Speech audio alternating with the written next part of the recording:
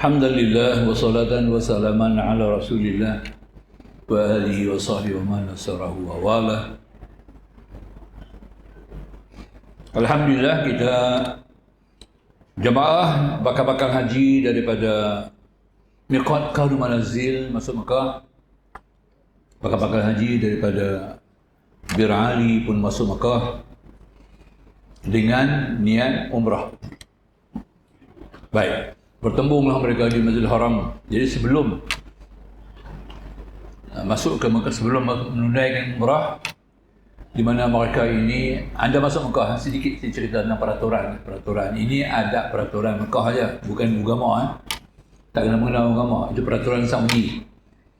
Maka tiap-tiap jemaah bakal haji yang masuk ke Mekah, dia akan lebih dulu dibawa ke maktab.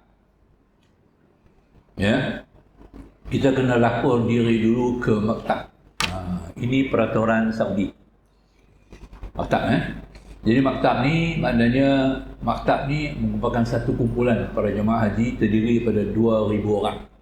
Satu maktab ada 2,000 jemaah dengan 5 KT, 5 kapal terbang. Satu kapal terbang 400 orang, 5 kapal terbang 2,000. Ya. Jadi maka tu kita kena pergi lapor dulu ke maktab. Kita kena sah dulu kita ni duduk dalam maktab mana. Itu penting dulu. Ya.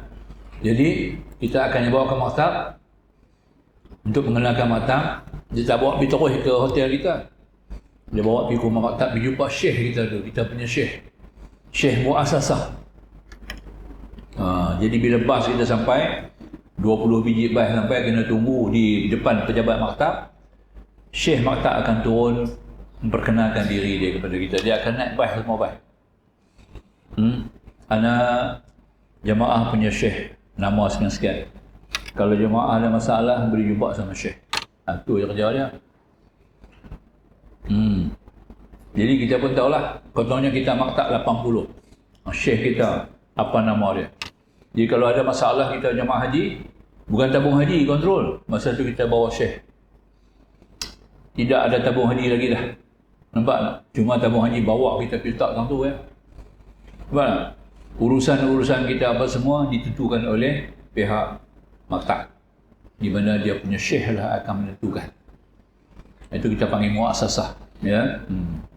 Baik. Jadi apabila kita dah jumpa maktab, barulah dia akan arah orang dia bawa bas tu pergi ke hotel yang kita nak duduk. Hotel pula akan terima kita apabila kita sudah buat laporan kepada maktab. Selagi kita belum daftar kepada maktab, hotel tak boleh terima kita. Itu syarat dia. Nampak tak?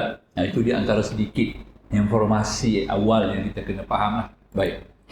Itu tak apalah, ini bukan bab tak masuk dalam bab haji. Cuma berlaku kepada jemaah haji yang jemaah haji kena tahu. Faham Baik.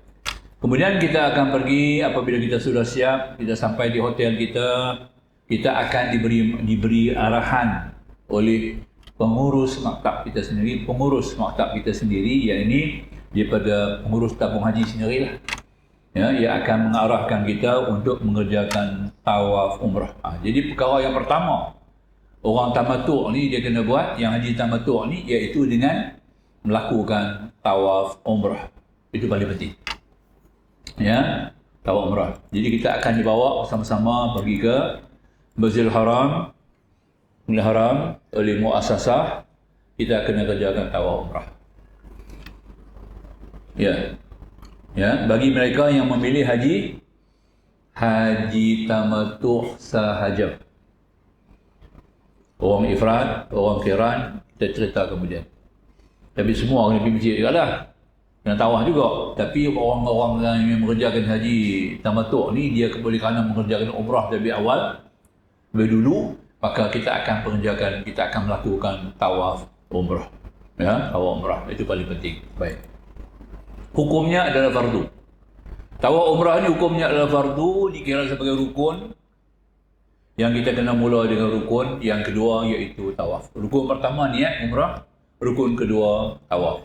Niat kita dah niat di Bir Ali, ataupun kita sudah niat di Qarnu Manazil, cuma kita nak buat rukun yang kedua, tawaf di Masjidil Haram.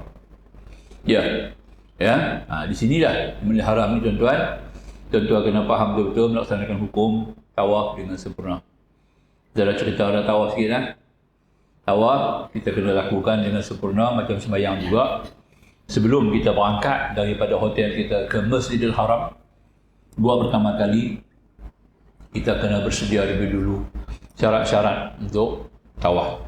Macam mana nak sembahyang lah. Antaranya pakaian kita sudah lengkap, pakaian ihram kita bersih, dan kita sudah ada wuduk air sembahyang, ya, dan pastikan bahawa kita dalam keadaan sentiasa ya bersedia dan bersih untuk melakukan tawaf, ya, dan ambil wuduk awal.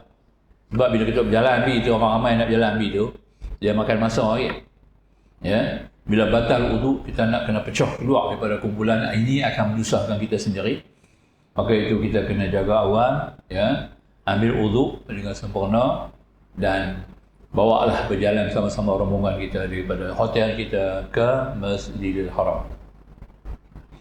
Bila sampai Masjidil Haram, perkara yang pertama kita nak kena ingat, bukan baca, ingat baca memang bacalah segala sunat-sunat nak sampai ke masjid, sunat masuk masjid, sunat melangkah masuk pintu masjid, semua tu kita kena ada lah, kena beramal lah, doa-doa tu, ya. Yang perlunya kita kenalah mengenal pintu yang kita masuk tu, nama pintu, nombor pintu. Itu nombor satu kena ingat. Sebab Masjidil Haram ni banyak pintu, 90 pintu lebih tu ada. Lebih kurang sama pintu dia. Salah pintu kita keluar, salah arah. Ada pintu kita keluar, jumpa timur. Ada pintu kita keluar, jumpa selatan. Ada pintu kita keluar, jumpa barat. Apa? Katalah rumah kita duduk sebelah timur, kita keluar pintu belah barat. Yang tu kita sesat kan? Yang ramai dia nak balik takdir sebab salah keluar pintu. Sebab tu kita masuk pintu mana kita masuk? Sebab mengikut arah hotel kita. Bila arah hotel kita tu, kita akan masuk mengikut pintu. Katalah pintu nombor pintu 34. Kalau tak boleh baca dia punya nama pintu, ingat nombor 34. Jangan 43 lah. 34. Saat ni pergi cari 43 dah keluar. Itu dah. Catat taruh 34. Ada kertas kecil ke pen lagi, catat taruh di beg kita tu. Masuk pintu nombor 34. Saat ni kalau kita pecah dalam kumpulan, masa kita bertawaf tu mungkin boleh pecah dalam kumpulan kita. Kita terkeluar pada kumpulan, kita kena balik sendiri lah. Dia dah. Nak balik sendiri tu, kita kena cari pintu kita yang kita masuk tadi di nombor 34. Baru kita akan jumpa hotel kita. Sebab kita mari daripada arah hotel jumpa pintu 34. Ya. Inilah yang berlaku pada banyak jemaah haji yang tak ambil pakai perkara ni. Ya, diperbuat tak ambil indah dalam perkara ni, masuk begitu aja, diingat kot saat ni dia boleh balik sama-sama kumpulan dia. Tiba-tiba berpecah. Bila berpecah, maka dia terpaksa keluar ikut pintu, dia tak tahu pintu mana, dia pakai berotoh, ya. Nampak sama semua. Tiba-tiba yang dia keluar pintu tu bukan menghala ke hotel, ya, menghala ke tempat lain. Lepas ke mana-mana. Nampak tak? Itu nak kena jaga tu lah. Jadi ingatlah cam nombor pintu dan ingat nama pintu kalau boleh, nama dia lah. Sebab nama tak ulang 2 kali, nombor boleh berkali. 57, 75. 25, 52. Kacau lah. Tak gitu lah. 34, 34. Orang kuih dia melompat, 43. Nampak lah. Jenuh saat ni cari pintu tak jumpa. Cari rumah tak jumpa. Tu masalah. Kemudian marah kita lah. Ustaz tak jaga kami sesat. Jadi kita dah habaq nampak tak? Banyak jemaah ni tu marah kat saya. Pasal dia sesat, dia marah kita. Pasal kita tak jaga dia. So saya ikut dia macam mana boleh, ya? Jemaah dah 500 orang, mana saya nak ikut dia seorang? Dia pun lah kena ikut arahan kita. Itu pasal kita faham. Tawaf umrah, ingat tawaf hukum tawaf tuan-tuan kena jaga pelihara elok. Tawaf pertama dengan ada wuduk, bersih para pakaian daripada pakaian hadas kecil, hadas besar. Ya, menutup aurat dengan lengkap. Pusingan mesti 7 kali dengan yakin, sentiasa menghala bau kiri menghadap kepada Kaabah. Bau kiri kita menghala kepada Kaabah. Ya. Jangan bila melangkah dengan pendek, tangan kita sentiasa dalam keadaan qiyam kalau boleh. Ya. Dan jangan ada tujuan lain pada berjalan, melainkan semata-mata kerana untuk melaksanakan umrah semata-mata. Jangan ada tujuan lain lah. Itu kita bagi hukum tawaf. Apabila sudah kita mengerjakan tawaf, kita keluar nak pergi semayang. Jadi lepas kita semayang tu, cuba kita muhasabah balik. Ada tak apa-apa kelemahan, kesalahan kita dalam tawaf? Jangan sa'i lagi. Jangan sa'i lagi. Sa'i umrah jangan buat lagi. Sebelum sa'i, kita tanya balik. Wuduk aku ada tak tadi? Okey. Pakaian aku bersih tak? Okey. 7 keliling pusing. Yakin tak? Yakin. Bau aku tak lari saya mengkirikan Kaabah ya. Tujuan berjalan tadi pun tidak berubah. Sah, barulah kita pergi sa'i. Tidak jangan sa'i lagi. Kenapa betul dia tawaf dulu? Tu banyak juga orang yang hanya dia dah balik, mari dia baru tengok Allah masa tawaf dia ada buat gini. Macam mana tawaf saya? Susah. Jadi kita sebelum sa'i, lepas kita sembahyang 2 rakaat sunat tawaf 2 rakaat, kita tetap di situ dan kita soal balik. Apa-apa yang kita tawaf tadi, ada tak berlaku perkara-perkara yang boleh membatalkan kita punya tawaf? Kalau kita punya tawaf kita puas hati, tak ada kesalahan, tak ada kesilapan, semuanya betul, barulah kita pergi sa'i. Jadi sebelum kita nak sa'i, kita minum air zam-zam. Sebelum sa'i minum air zam-zam dengan sekenyang-kenyang, sepuas-puasnya, dengan semengah-mengahnya. Itu dia. Itu bahasa dia pelik sikit tengok lah. Makan minum tak lebih, tapi zam-zam kena lebih. Nak minum zam-zam ni, dia ada niat untuk 4 perkara. Pertama, minum air zam-zam sebagai memberi keberkahan. Kedua, sebagai makanan yang mengenyangkan. Ketiga, minuman yang menghilangkan dahaga. Keempat, penawar bagi segala penyakit. Dia senang, tak perlu baca doa macam-macam. Ada 4 benda ni sudah. Cakap Melayu tu. Allahumma ya Allah zam-zam penuh keberkatan. Kata dulu, Allahumma ya Allah zam-zam penuh keberkatan, makanan yang mengenyangkan, minuman yang menghilangkan dahaga, penawar bagi segala ubat. Bismillah, insyaAllah. Dapat 4. Badan kita sihat, tak kurus pun, penyakit tak ada. Makan tak payah banyak. Makanan jadi makanan yang kenyang. Pasal apa makanan? Kita balik kepada asal mula Siti Hajar dulu. Siti Hajar duduk dengan anak dia, bibi dia, Nabi Allah Ismail. 6 bulan dah duduk di Mekah. Minum air hari-hari. Bukan ada roti. Buah tak ada, bunga pun tak ada, pokok pun tak ada, madu pun tak ada, ayak pun tak ada. Cuma minum air zam-zam. Pagi, petang, siang, malam, duk minum air zam-zam. Itulah selama 6 bulan. Nampak pergi. Montok elok anak dia, gemuk elok Nabi Ismail. Siti Hajar pun tak kurus, sihat afiat. Pasal apa? Zam-zam tu jadi makanan. Nampak? Zam-zam jadi minuman, zam-zam penuh berkat, zam-zam jadi ubat. Nampak? Habis. Jadi kita pun ambil lah tu yang kata rahsia tu kita nak ambil faham. Pegang zam-zam tu, dia kena minum berdiri lah. Zam-zam jangan minum duduk, dia kena berdiri. Nampak tak? Ambil berdiri, pegang gelas menghadap kiblat. Bismillahirrahmanirrahim. Zam-zam yang penuh berkat, makanan yang mengenyangkan, minuman menghilangkan dahaga, penawar bagi segala penyakit. Minum. Langgah 2-3 gelas tapi mengah. Mengah dia tak penyakit. Mengah dia tak berangin. Nampak tak? Mengah dia tak mengah. Itu yang kecil, lebih sikit zam-zam tu. Baik. Saja abang bilang tu. Kalau tak abang tu kita tak terlambat pula kan. Baik, sambung. Mesti dilaksanakan. Tawaf umrah mesti kita kena buat. Dan lepas tawaf umrah, kita sa'i umrah yang kita sebut tadi. Bersa'i, berjalan di antara Safa dan Marwah sebanyak 7 kali ulang alik. Dengan niat sa'i. Sa'i mudahlah, tak susahlah sa'i. Kita pergi sana sendiri, bila kita dah duduk dalam tu, kita dah nampak sa'i, kita sendiri nanti bergerak dengan berjalan dengan baik, insya-Allah. Tak, memang tak ada silap ke mana pula. Sa'i ni dia tak ada syarat-syarat seperti tawaf. Mudah, dia 3 ya sa'i ni. Sa'i ni 3. Berjalan daripada Safa ke Marwah, ulang 7 kali. Kedua, di perut batni, di kawasan sa'i yang ditetapkan. Yang ketiga, jangan berubah pada niat tujuan berjalan. 3 ya. Sudah habis sa'i kita. Hak lain tak bunyi, syarat lain tak bunyi. Yang pertama, bermula daripada Safa, berakhir di Marwah, berulang alik 7 kali.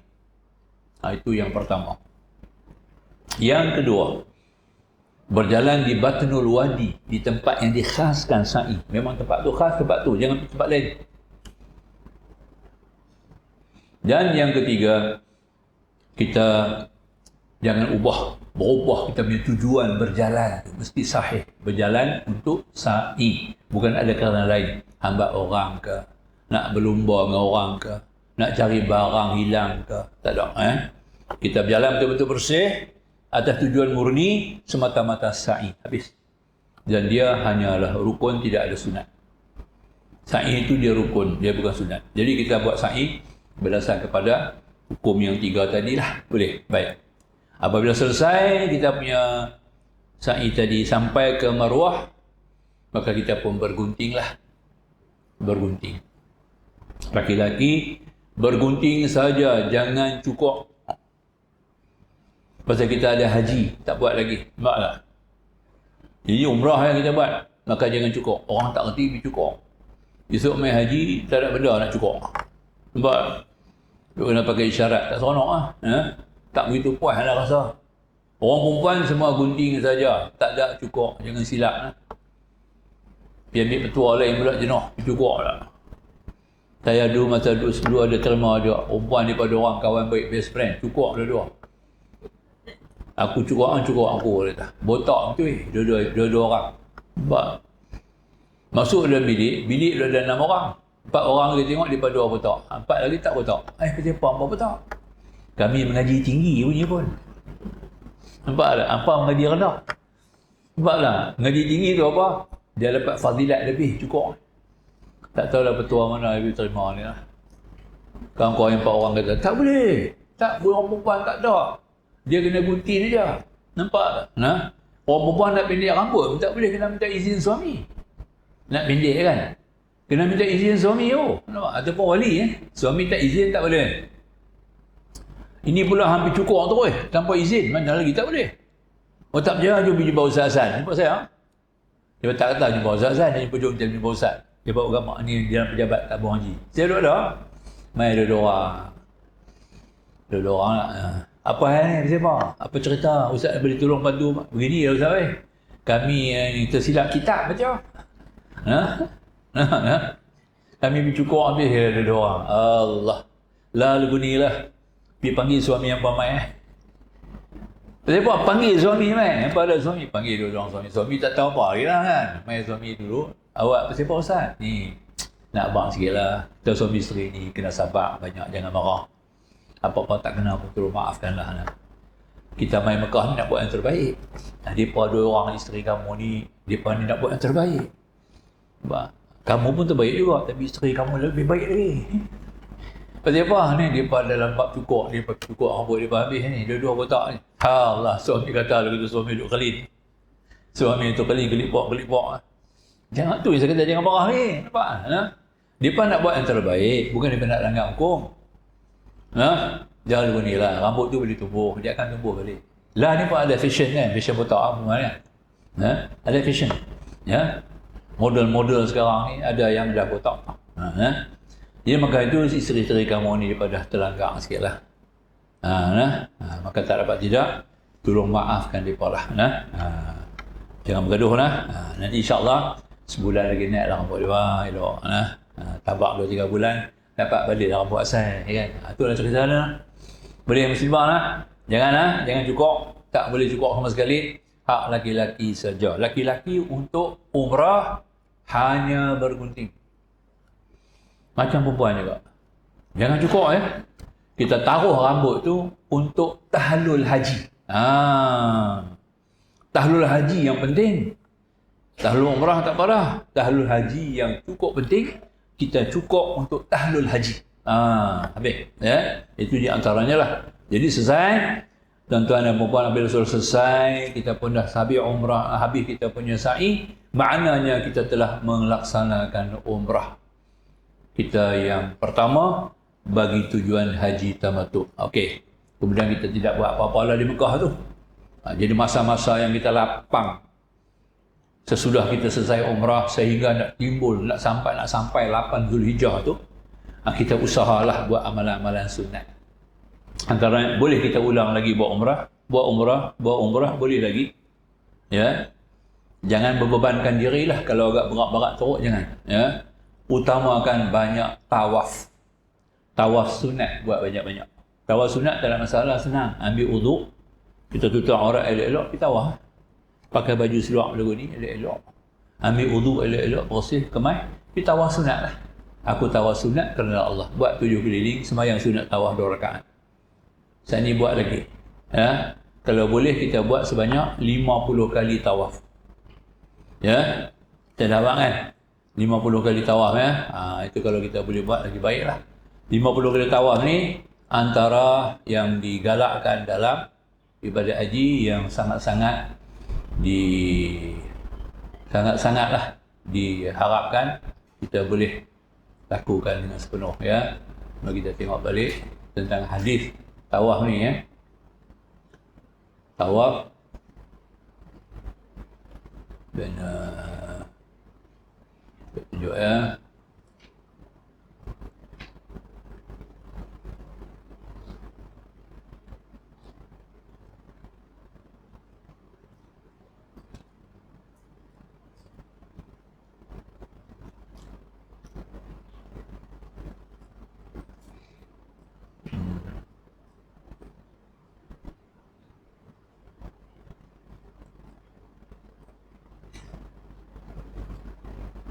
Ya. Ini tawaf 50 kali ada hadis ya. Kita kena tunjuk hadis tu, tidak nanti orang tanya di mana pula. Sebab di Mekah dulu saya bagi ceramah dulu lah, suruh tawaf 50 kali. Ada jemaah di belakang. Dia ni pensyarah satu pusat pengajian tinggi lah. Dia ambil haji. Saya guru pakej tabung haji masa tu. Jadi kita umum lah, pakej tabung haji ni umum. Dia duduk belakang, dia kata apa? Merepek. Dia kata saya merepek. Merepek. Kawan dia abang. Ya. Dia kata merepek. Saat ni jatuh tangga, patah kaki. Jatuh tangga, patah kaki. Nampak? Pasal dia kata merepek. Saya pun tak baca hadis lah. Saya cuma kata kata tadi ni mengikut syariat, mengikut dalam kenyataan hadis bahawa tawaf Nabi suruh kita tawaf 50 kali. Ya. Bagus buat 50 kali. Sudahlah. Hang tak faham, tak boleh faham, mai jumpa kita. Nampak lah. Ustaz ambil di mana? Di mana sandarannya? Ustaz boleh kata 50 kan bagus kan? Ni terus-terus. Belakang merapu, kata merepek. Ustaz ni jatuh patah tangga, patah kaki.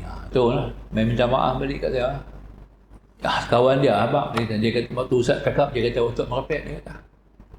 Itulah bahaya lah. Sebab kita menafikan, menolak kenyataan kerana ada hadis. Ini hadis je lah. Ya. Kelebihan tawaf sunat 50 kali. Ini hadis dia ya. Ini hadis riwayat Imam Tirmizi. Kita buka dalam kitab Sahih Tirmizi, Sunan Tirmizi.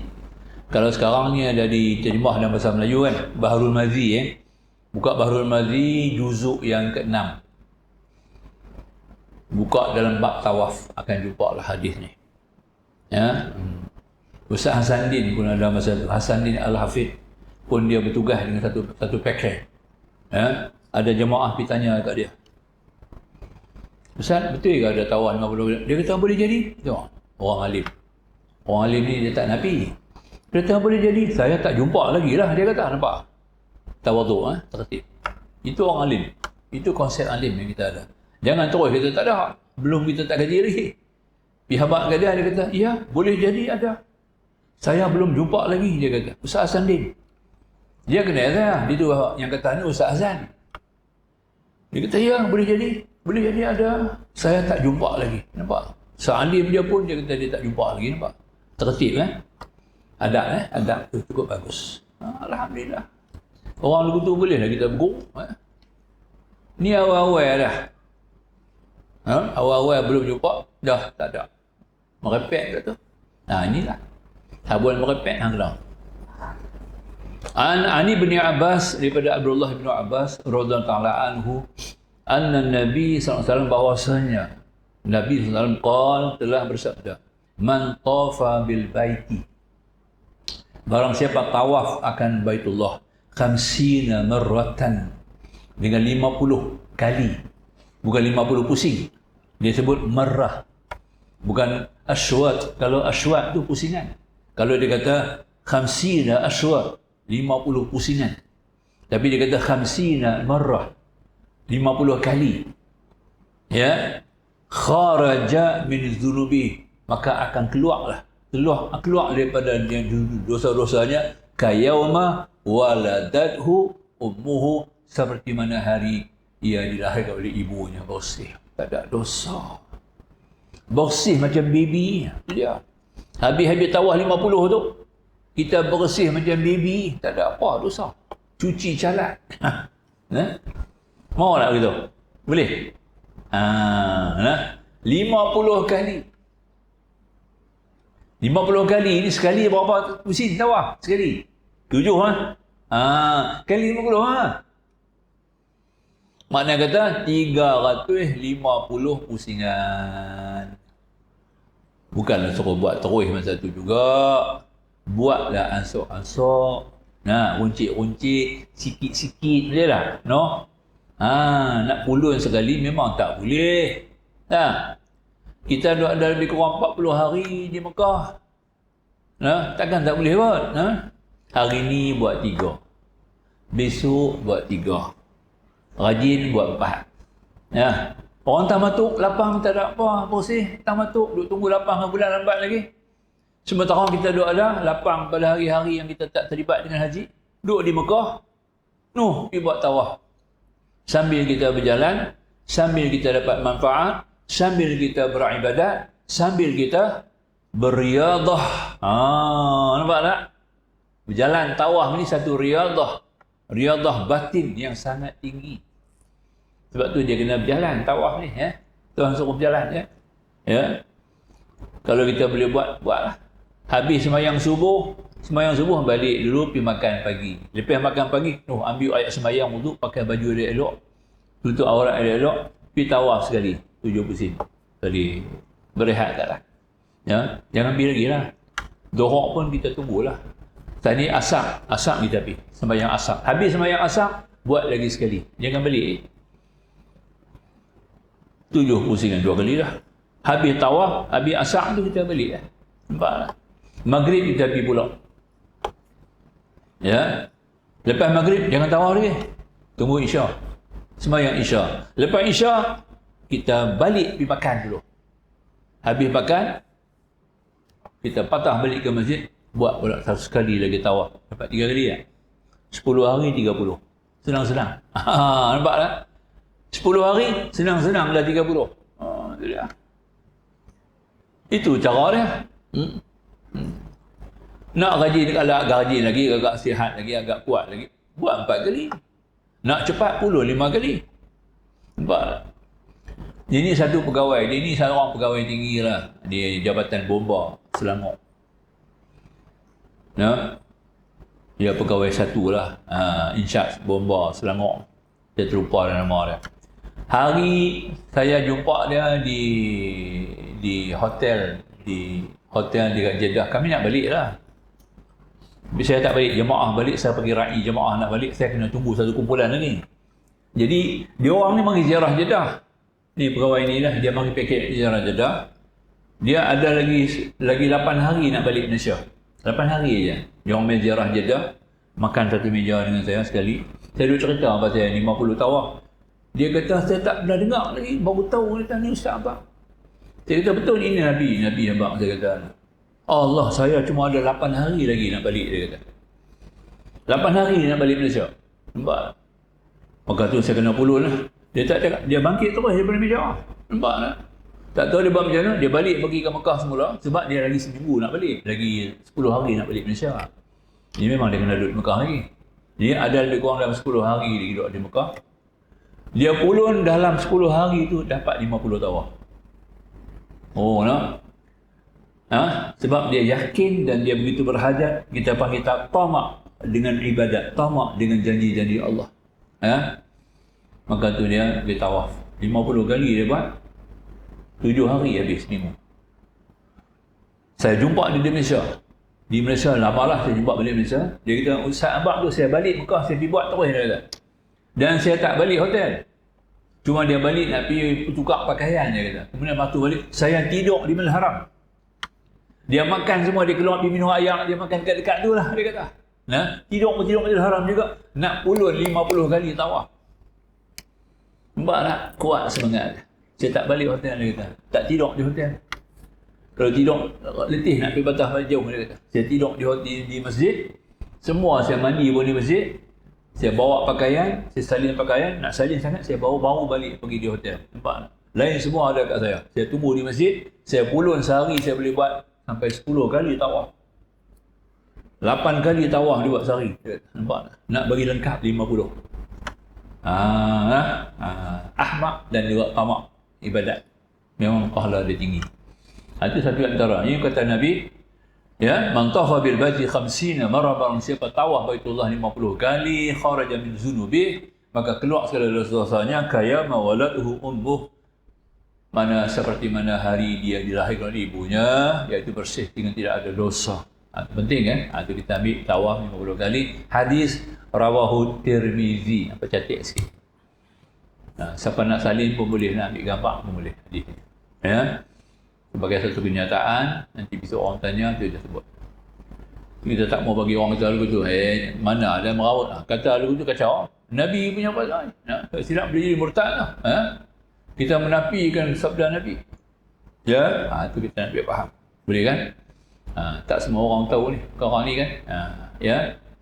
Dan ada lebih lagi. Dulu Allah yarham Tuan Guru Haji Daud Malau. Saya bisa dengar? Dengar tak? Tahu kan? Tuan Guru Haji Daud Malau. Tuan Guru Haji Daud. Tuan Guru mu'alim sungguh. Dia suruh tawaf 70 tu. Dia pesan anak murid semua pergi Mekah pergi tawaf 70 kali. Nampak tak? Ada lagi betul-betul ada lagi lah. Kena bawa sejadah lah apa semua. Banyak cerita. Saya tak mahu nabak sini. Masuk pula dalam kita punya Facebook ni, TikTok ni. Masuk dalam apa? YouTube ni kacau lah. Kita habak yang ada hadis. Yang ada hadis kita habak. Buat takat mana yang boleh. 50 tu pun dah berat. Okey. Itu bagi orang yang buat tamattu. Dan selesai kita di Mekah nanti. Ya. Kita kena teruskan kita punya umrah. Habis kita punya umrah, kita dah habis selesai, kita tunggu 8 Zulhijjah. Ayuh, mari kita tengok pula sedikit lagi, ya, sampai kita haji tamattu peringkat kedua. Ya. Dekat mana bila kita sampai hari ini? Ya, tak habis kita buat minggu depan. Sikit lagi ya. Baik. 8 Zulhijjah, hari tarikh keramat untuk para haji seluruh dunia. Tarikh karamah, tarikh keramat 8 Zulhijjah, cukup penting tuan-tuan, ya. Jadi kita akan ada di Makkahul Mukarramah 8 hari bulan, bukan hari yang paling kalut, malut, sibuk, ketara sangat di Mekah. Sebab hari itu dipanggil hari Tarwiyah. Dalam nama dia dipanggil hari Tarwiyah mengikut hadis Nabi. Hari di mana para bakal-bakal jemaah haji sedang sibuk mencari ayak, mengikat bekas-bekas ayak di badan-badan unta, di badan-badan keldai, ya, untuk dibawa pergi ke Arafah, Mina dan Muzdalifah. Ya. Itu panggil 8 Zulhijjah, hari Karamah, hari Tarwiyah, hari ikat ayak. Kita pun hari itulah nak kena siap dengan pakaian ihram kita, nak kena mandi semula. Ya, pada tarikh itu bakal haji akan berangkat ke Arafah maka kita akan mandi sunat semula. Mandi sunat ihram, kita pakai pakaian ihram dan kita sembahyang sunat ihram, ya, di hotel masing-masing 8 Zulhijjah. Ya. Dan sesudah kita bersiap dah mandi, kita pakai ihram dan sembahyang sunat ihram, ramai-ramai daripada hotel kita, sebelum kita meninggalkan bilik hotel kita, bawa beg untuk pakaian 5 hari. Beg, bawa beg bimbit tangan untuk kegunaan pakaian untuk 5 hari, keperluan ubat-ubat apa, bawa lah ubat-ubat, keperluan-keperluan yang kita perlu untuk kegunaan kita hari-harian, bawa lah, dalam beg seringan-ringan, sekurang-kurangnya lah, ya. Jangan sebanyak-banyak. Kita nak bawa naik tu, nak usung tu payah, sebab kita nak bawa berjalan. Jadi kita bawa pakaian-pakaian kita. Jadi ini kita akan bawa satu bab lain. Kita akan bawa satu bab lain. Banyak mana pakaian nak bawa orang lelaki, banyak mana orang perempuan nak bawa. Nak bawa apa-apa nanti kita beritahu kemudian lah. Bukan hari ni lah. Ya. Tinggal lagi kita bawa keperluan untuk 5 hari punya.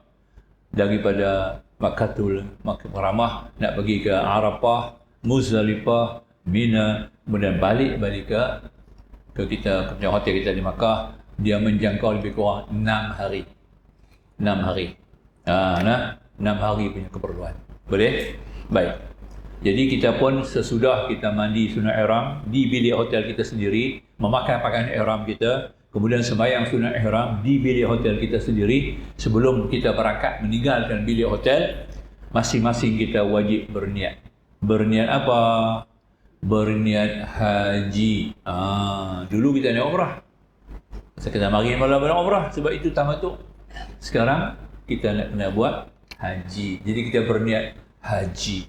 Jadi sebelum kita meninggalkan bilik hotel kita, dengan pakaian ihram kita, dengan beg bimbingan yang ada dalam tu, beg bimbit kita yang ada pakaian untuk keperluan 5-6 hari, kita pun berniatlah, nawaitul hajja wa ahramtu bihi lillahi ta'ala. Sama semua orang, tiga-tiga haji sama. Haji qiran pun sama, haji tamattu pun sama, haji ifrad. Haji ifrad daripada niat siap lah, daripada tak payah niat apalah, keluar loi je lah. Orang yang pilih haji qiran, yang pilih haji ifrad, mereka tak perlu niat lagi sebab mereka memang sedia dalam ihram. Daripada niat awal masa mari daripada miqat tu sudah berniat haji. Jadi orang tak payah niat lagi lah. Kita tamattu, pasal kita mula mari buat umrah, kita tak buat haji lagi. Sekarang baru kita buat haji hari 8 bulan tu, maka kita barulah mula berniat semula. Nawaitul hajja wa ahramtu bihi lillahi ta'ala, sambil kita keluar bilik. Dan kita mula bertalbiyah, labbaik Allahumma labbaik. Bacalah serajin-rajinnya, sekerak-keraknya, sebanyak-banyaknya. Tak payah angkat suara tinggi-tinggi, kita baca, kita dengar sendiri sudah. Yang perlunya kita baca. Sebagai satu zikir yang dipanggil talbiyah. Dalam ihram, baik. Apabila kita sudah berkenan di hotel masing-masing, dan berniat ketika akan meninggalkan bilik maktab. Nampak ya? Lepas itu, bagi haji tamattu, anda berniat haji saja. Boleh. Kemudian kita pun geraklah dengan arahan daripada pengurus maktab kita sendiri, berapa jam, berapa bahagian mari, dan kita pun ikut arahan dengan sebaik-baik arahan, dan kita pun berangkatlah daripada Makkatul Mukarramah terus ke Arafah. Ini modul tabung haji. Dia tak pergi ke mana? Mekah terus pergi ke Arafah, tak singgah mana-mana. Itu di antara yang disusun atau program tabung haji seluruh Malaysia. Semua jemaah haji seluruh Malaysia, dia akan bergerak daripada Makkatul Mukarramah terus ke Arafah, tidak singgah ke lain-lain tempat kecuali package. Package ni dia ada bagi tawaran lah kepada jemaah dia. Sebab ada jemaah yang nak buat macam sunnah Nabi. Bukanlah kita tak ikut sunnah, kita tinggal sunnah tu aja. 1-2 perkara kita tinggal, bukan kita tolak sunnah. Untuk memudahkan. Nampak tak? Pasal apa? Mengikut sunnah Nabi, Rasulullah daripada Arafah dan daripada Makkah, Nabi tak pergi Arafah. Pada 8 Zulhijjah tu, Nabi tak pergi ke Arafah. Kalau mengikut sunnah Nabi lah. Rasulullah akan pergi ke Mina dulu, nampak? Kita Mina kemudian. Nabi pergi Mina dulu. Nabi akan berada di Mina 1 malam. Nabi akan bermalam di Mina 1 malam. Pada malam 9 Zulhijjah. 8 tu Nabi berangkat. 8 malam 9 Nabi akan berada di Mina. Kemudian pagi pada 9 Zulhijjah tu baru lepas subuh 9 Zulhijjah barulah Nabi akan pergi ke Arafah. Nabi pergi Arafah siang. Nampak tak? Dah sampai siang dah. Kita berlak awal daripada Mekah terus ke Arafah. Nabi dah. Ini yang kata pergi ke Mina ni hukum dia adalah sunat, tak wajib. Sunat. Ini satu perkara lah ditimbang, bincang begitu begini. Tak payahlah kita bawa jemaah kita 33,000 jemaah. Kalau kita nak bawa daripada Mekah pergi ke Mina dulu nak kena sewa kemah pula. Kos tambahan tabung haji kena belanja lebih, kita pun kena bayar lebih lagi. Pasal nak sewa kemah 1 malam, betul tak? Nampak tu? Sedangkan dia sunat, dia bukan wajib, sunat. Satu perkara sunat saja. Dan laginya, bila kita berada di 1 malam di Mina, Masya Allah, macam-macam perkara boleh berlaku kan. Min syarri ma khalaq. Ya. Kok hilang ke jemaah Besok nak pergi Arafah, yang penting tu Arafah. Kita duk pulun hak sunat, hak wajib tu kita abaikan. Jemaah hilang. Tak boleh hukum dia Arafah. Besok anak pinak dia komplain tabung haji. Siapa bawa mak saya pergi Mina, nampak? Yang penting tu Arafah. Pergi Arafah terus lah. Nak penting tu ambil haji ni Arafah tu. Mina bukan ambil haji lagi. Cuma bermalam di Mina 1 malam tu sebelum Arafah tu sunat. Lepas Arafah baru wajib. Nampak tak? Kita buat yang wajib-wajib tu sudahlah. Inilah di antaranya tabung haji fikir bincang pi. Kita pun jamaah haji Malaysia tidak perlu ke Mina. Kita akan terus berangkat daripada Makkah ke Arafah. Jadi selamatlah. Semua jumpa Arafah terus. Nak hilang pun hilang di Arafah tak apa dah. Jangan hilang di Mina. Itu di antara benda yang penting lah. Macam juga kita pakai orang lelaki dalam ihram ni, bila nak tawaf dia kata 3 pusingan awal buka bau. Bau kanan buka. Orang lelaki kan. Tapi kita buka bau ni mudah lagi pakai sembahyang. Main masyarakat luar, perempuan-perempuan dia tak kenal kita, dia pakai tolak kita, dia tolak kena bau kita terbuka, batal sembahyang. Nampak?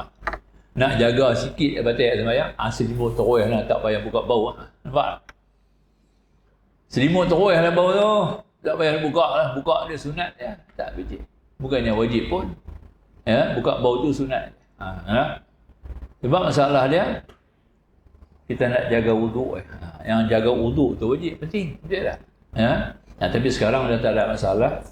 Kita dah pakai qaulul marjuh dan pendapat Imam Syafi'i.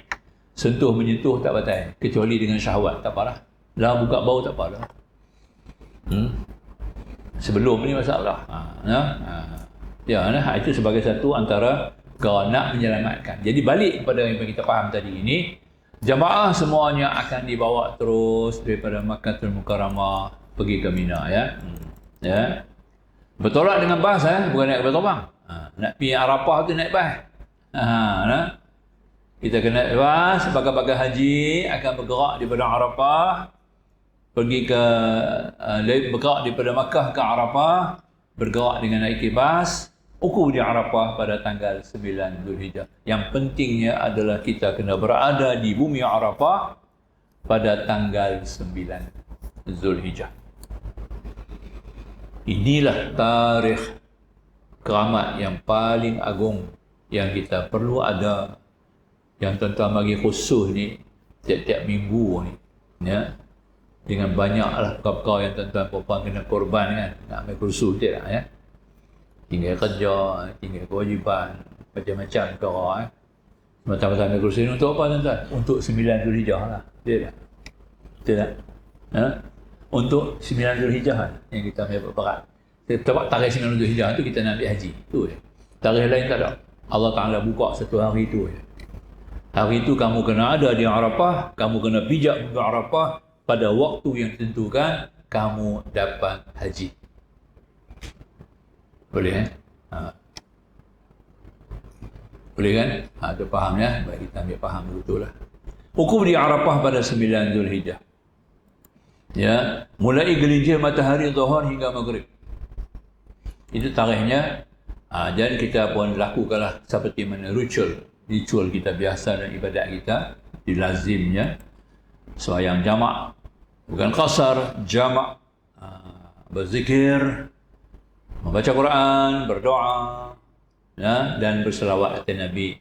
Itu kita buatlah seperti biasa ketika berada di Arafah tu. Kita pentinglah.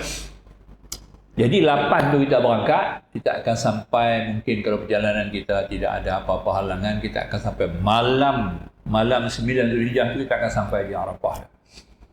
Kita dapat kesan, kemah boleh kenal kemah-kemah kita boleh dah masuk kemah-kemah kita dah tertentu, ya, dan kita akan tidur malam tu, insya-Allah seperti biasa, tidur betul-betul, cari kerehatan yang sebaik-baiknya, sebab besok 9, yang perlunya kita nak jaga 9. Sebab tu malam 9 tu jangan kita kalut sangat beribadat noh. Buat sekadar-kadar kita lazimlah, biasa sembahyang tahajud, sembahyanglah 2 rakaat 4 rakaat ke. Boleh tidur. Jangan beban dengan ibadat-ibadat. Ni kadang-kadang manusia ni tengok orang ni ibadat dia pun dapat ya. Tengok orang ni buat Quran Yasin, dia pun buat Quran Yasin. Nampak? Tumpang semangat orang lain nak, habis semua pakai letih. Besok tak ada apa nak buat. Jangan ikut orang. Kita pakai pendirian kita sendiri. Kita perlu berehat malam tu. 8 malam 9 kita perlu berehat betul-betul. Cari tenaga kesihatan. Niat malam ni besok aku nak akan bertemu Arafah. Ya Allah, panjangkan usia aku supaya aku dapat bertemu Arafah dan dapat aku melakukan ibadat dengan sempurna, dan kau terima ibadat aku ni Allah, dan kau jadikan aku ni hamba-Mu yang kau golong sebagai orang yang mabrur. Itu dia. Minta doa. Sembahyang tahajud macam biasa kita buat di sini. Kemudian tu kita tidurlah. Bangun sembahyang subuh jemaah.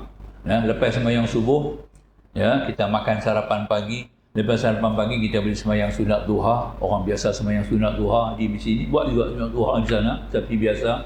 Lepas duha tidur balik. Boleh. Jangan duduk melilau lah, ya. Jangan melilau lagi, jangan duduk buat ibadat-ibadat. Tak nak ibadat lah. Kosongkan masa kita dengan rehat. Saat ni zuhur kita nak jumpa. Kita nak jumpa Allah waktu zuhur. Ya, nah. Masuk zuhur, ya, kita akan mulalah berwukuf. Kita dengar khutbah dulu. Khutbah Arafah. Kemudian kita sembahyang zuhur berjamaah dengan secara jamak. Jamak takdim. Bukan jamak, bukan qasar jamak. Jamak takdim. Beza lah. Dia ada 3 benda kena beza. Satu dia panggil qasar, kedua dia panggil jamak, ketiga dia panggil qasar jamak. Dia ada 3 kaedah sembahyang. Sembahyang dalam musafir, sembahyang dalam ketika berada di Arafah, dia ada 3 kaedah. Pertama qasar, kedua jamak, ketiga qasar jamak. Kalau di Arafah hanya pakai jamak saja, tak ada qasar. Kalau di sini pergi lah, nak pergi Kuala Lumpur, boleh qasar jamak. Tapi kalau di sana tak boleh. Sebab sana kita musafir tak sampai 2 marhalah. Tak boleh qasar. Tapi kita boleh jamak. Nampak tak? Jadi kita jamak lah. Di Arafah tu kita jamak. Sembahyang jamak juga di Mina. Sembahyang jamak juga di Muzdalifah. Hanya jamak saja. Di bab jamak tu kita akan cakap kemudian lah. Hari ni kita tak bawa bab tu. Bab tu kita akan bawa khusus. Sedikit penerangan kepada tuan-tuan dan puan-puan bagaimana sembahyang qasar jamak. Sebab kita nak amal di sini kita tak sebut lah. Hari ni kita tak bawa lah. Hari ni kita cuma terang sembahyang yang dibuat di Arafah adalah sembahyang jamak, bukan qasar, ya. Jadi kita jamak lah. Di Arafah kita jamak takdim sahaja. Kemudian kita sembahyang di Muzdalifah. Lepas Arafah kita akan pergi ke Muzdalifah, ya. Di situ kita pula jamak takhir. Di Mina, di Arafah jamak takdim, di Muzdalifah jamak takhir. Di Mina kita jamak takdim dan jamak takhir. Berpulang kepada keadaan kita lah. Kita boleh lakukan. Ini di antara sedikit beberapa adab dan juga peraturan kita berada di Arafah dan seterusnya. Ya. Dan setelah kita berada di Arafah ni kita dah mulai berzikir yang banyak-banyaknya, dan sebanyak-banyaklah yang boleh jangan tidur lah kalau boleh. Tu saya suruh tidur awal. Malam kita sampai malam 9 tu tidur lah puan. Pagi sebelum Dhuhr tu tidur lah dulu lah. Buat tu, cari kerehatan, cari kesihatan, cari tenaga sikit supaya kita dapat menjaga. Nak menjaga bukan lama. Dhuhr sampai maghrib boleh tak? Jangan tidur tu ya. Antara Dhuhr dengan maghrib tu kita elakkan jangan tidur lah. Nampak? Tertidur ni buat lain lah. Tak sebab tu saya kata lah apa nak ya.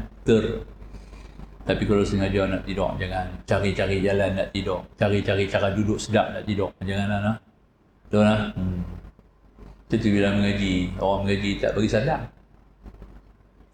Orang mengaji ni, dia tak bagi sandang tu. Dan ni daripada kursi kan. Kursi tak ada kaki.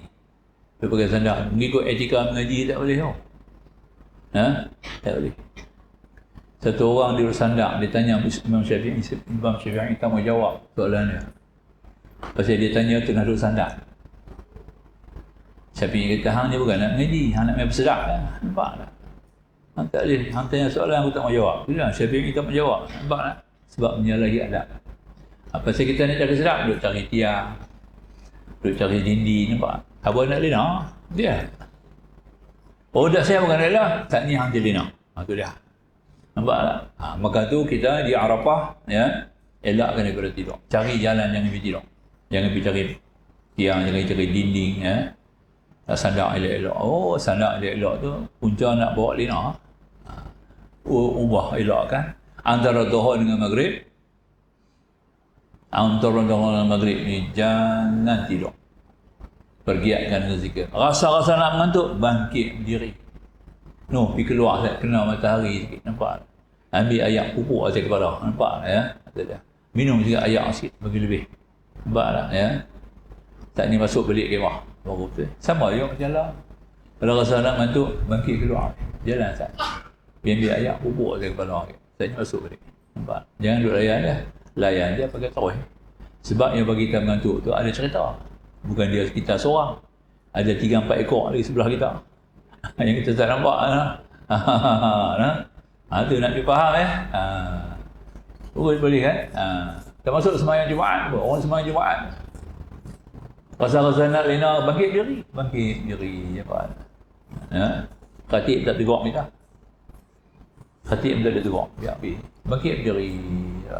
Jangan berjalan. Jalan tak ada tempat nak duduk. Agak rasa hilang mengantuk, duduk. Sembahyang Jumaat. Tak lara Jumaat. Tak lara. Dia kata jangan bercakap ya. Dia bercakap pasal kita sedang dinasihati. Itu kita jangan bercakap.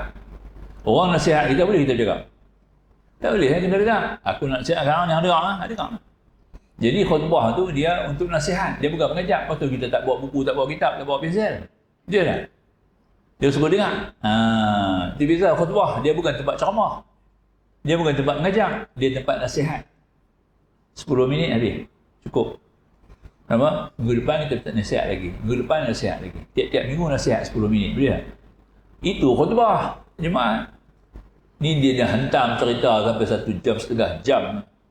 Ini bukan khutbah, bukan nasihat tu. Nampak tak? Duduk ceramah. Habislah konsep khutbah tu hari tu dah hilang. Hilang dia punya fadilat. Nampak? Ini khatib-khatib tu kena ada ilmu tu. Faham? Ya? Boleh dah faham Baik.